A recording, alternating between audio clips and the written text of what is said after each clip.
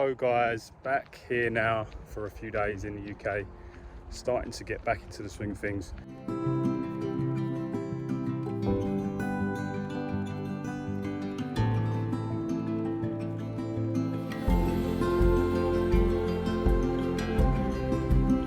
One of the biggest questions that people do ask is, how do you kind of survive on the road? How are you able to travel so much?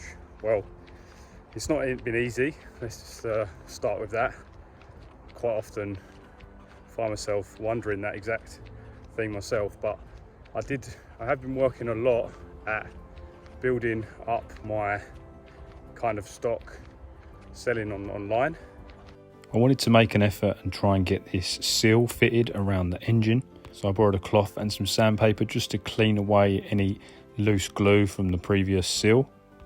I go to boot sales in the summer and buy bits from there, which I think I can make a few bob on, which I enjoy. To be fair, I really get a lot out of it. I really feel like it's an amazing kind of way. Like, it's almost going back to the old ways of bartering.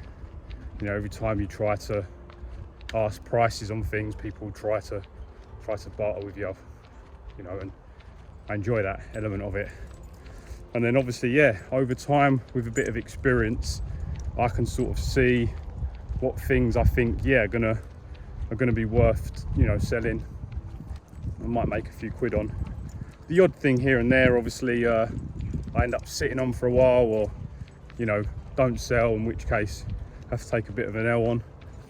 But 90% of what I get from boot sales, I end up at least maybe breaking even on.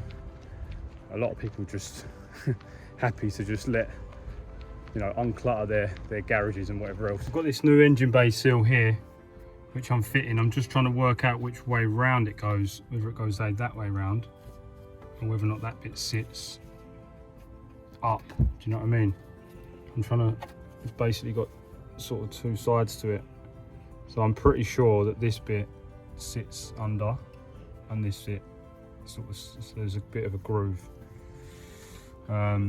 But I'm not 100% sure. Just here at my friend's garage, Greg has been very good to me. He's letting me, giving me a bit of guidance and advice here at Urban Autos. My throttle cable that I repaired, and he reckons it's going to be fine for now. There's no point in trying to change it until I'm ready to change the whole thing. Unfortunately, this seal I'd purchased was the wrong size. It was actually quite a lot short of where it needed to be. So I was back to the marketplace again to see if I could try and find the correct seal. So I gave up on this seal for now. Moved onto a couple of maintenance bits. I got a new air filter, but unfortunately it wasn't quite the right size, so that needs to be cut down to fit in the holder correctly. Greg generously offered to put the van up on the ramp. Done a bit of a visual inspection, starting with, of course, the wheels. So here we are in Urban Auto. I've got the van up on the lift. Do a bit of an inspection, see if there's anything that we can spot that needs to be done, see if there's any play in any of the wheels that shouldn't be there. Apologies for not posting anything through the summer. I've been pretty much flat out doing other things, working and getting money together so I can do the repairs that I need to do over the course of the next few months. If you haven't subscribed to the channel though, guys, please do that now. It'll be very, very helpful for us as we continue on this journey with YouTube. I'm actually quite glad to see the clouds and the overcast day today. We've had nothing here in England this summer but sunshine every single day. All of the ground is completely dead. We actually do need some rain, which is very unusual to say here because we are accustomed to having rain all year. In regards to the van progress and travel plans, it's been quite a period of accumulation. I've just been working every day. We're trying to source new stuff to sell and networking with people. Going to car boot sales on Sundays, buying stuff. I've worked out realistically how many items a week I need to acquire to keep this all going. Because obviously not everything that I acquire, I then immediately sell. Some of the stuff will go into storage until I sell it in the coming weeks. I need about 40 to 50 items a week minimum to, you know, listings, new listings, to make this worthwhile and to be able to move forward financially, pay back things I need to pay back, you know, keep on top of my costs. It is quite a challenge to get 40 to 50 items a week.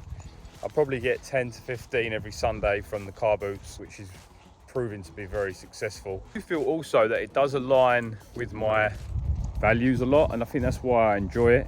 Trying to upcycle things, recycle things, recreate a use for things that are, you know, otherwise discarded, or, you know, trying to salvage, you know, something. I really enjoy it. I really do have a lot of passion for it. I think there's a lot to be said for, you know, reusing things and making use of something more and more. Fine line between something that can be salvaged and reused and ultimately something that's just junk that is just going to clutter space, especially if you're talking about in terms of monetary value and trying to make money from things. It's an interesting field to be in. Ultimately, all's coming secondary to my main focus, which is to keep the YouTube channel going, keep creating content and keep traveling, because that's where my true passion lies. But I kind of pivot into that other stuff from time to time, you know, to keep it all going. It's a lot easier for me to make money doing that than it is for me to make money creating content on here, because this is a more of a long-term plan. We've just been to do some deliveries there. A couple of iPads that I've just sold that were broken, needed fixing. They've gone out. So it tends to happen quite often is when I sell something and I go down to the post office to post it, I'll then get another sale come through, and then I have to go home again and pick that up. It's a little bit annoying, but I can't complain. So I bumped into the wall. So this needs a bit of a repair. Generally speaking, the paintwork isn't bad. Fast forwarding a little bit of time since painting it. So I've been to the scrapyard this morning.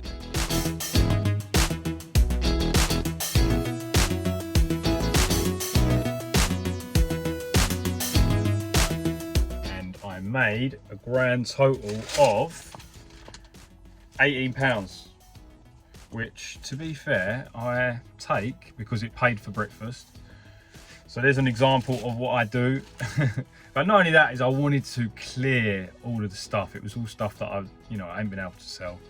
Just sitting on it, just clogging up the space. Temporary repair, there's no more.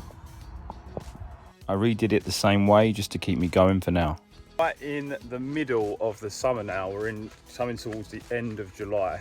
It's been an absolutely fantastic summer here in the UK. Haven't had much time to work on the van or do any of the repairs that I want to do recently.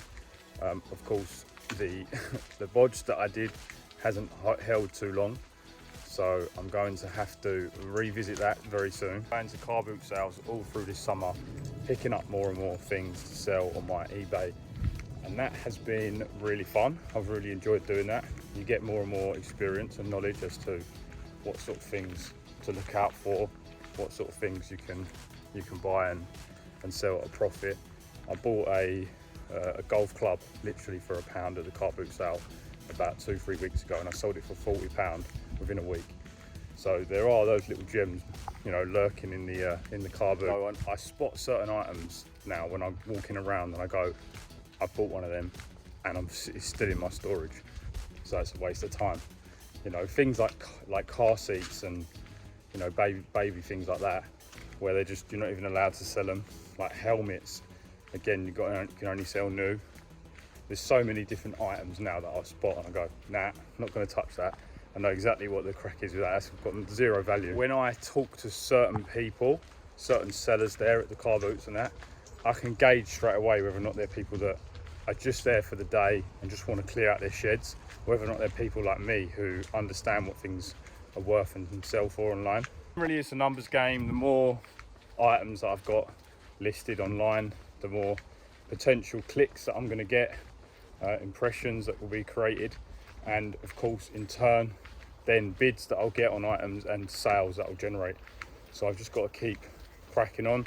I think there's a boot sale as well on a Wednesday locally, so I'm going to hopefully go to that one tomorrow. But I did have a bit of a nightmare the other day because my van overheated. So the expansion tank has got a crack in it. It's basically got bad now, so the water just leaks out anytime I fill it up. The water leaks out, and I did the other day get a load of silicone and cover the hole up, but it hasn't worked. So there's my previous efforts with that tape. I've just disconnected one of the 2 pipes. The other one's down there. I'm going to disconnect that now. There's the hole.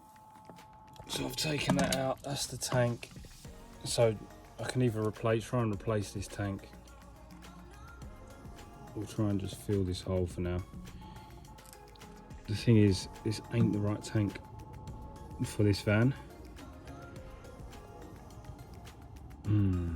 In the end, I decided to replace the tank with a brand new one. I wasn't able to find the exact same part. I picked this one up for around £19 in the end. One of the things I quickly worked out though was that it wasn't including the temperature sensor, which goes in the hole on top. So I got one of these ordered up online for about £6 and had a couple of days to wait. I've fitted the new tank.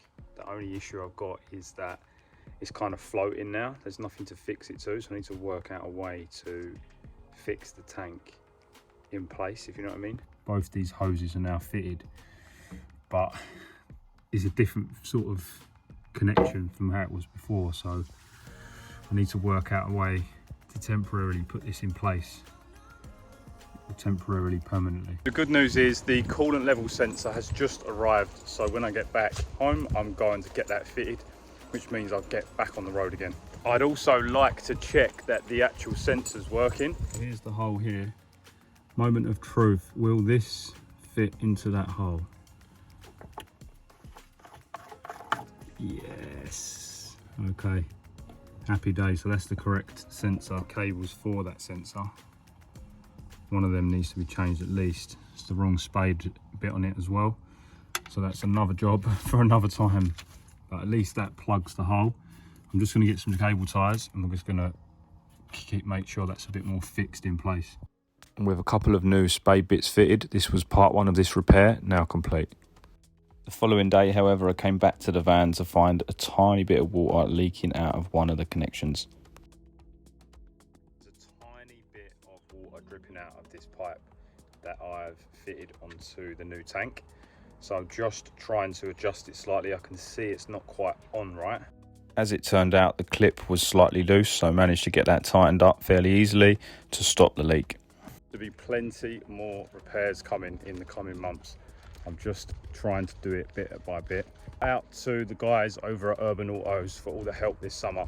It's been super helpful. There's going to be plenty more for us to get on with. Guys, a big thank you for watching this video. Pretty happy to be back on the road, but of course, there's always one more job that you want to get done.